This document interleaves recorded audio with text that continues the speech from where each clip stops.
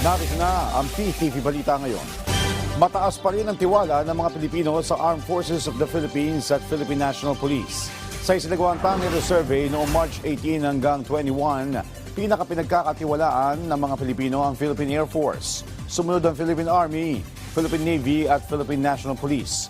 Mataas ang tiwala ng mga Pilipino sa Philippine Air Force dahil sila ay tinuturing na Guardian of the Skies o tagabantay sa West Philippine Sea.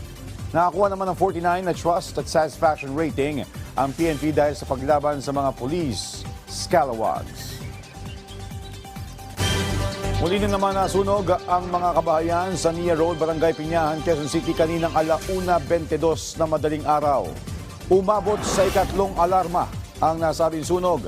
Napula naman ito pasado 1:57 na madaling araw. Lumabas sa investigasyon ng Bureau of Fire Protection na nasa mahigit 10 bahay ang nasunog. Inaalam pa ang pinagmulan nito.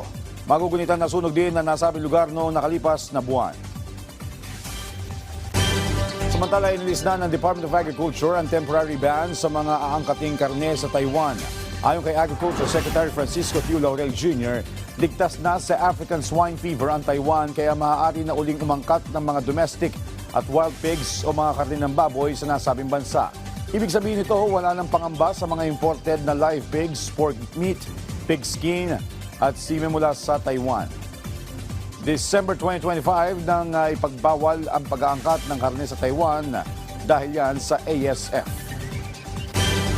At yan ang mga balita sa oras na ito. Para sa iba pang updates, i-follow at ilike kami sa aming social media platform sa PTV. Po si Joshua Garcia para sa Pambansang TV sa Bagong Pilipinas.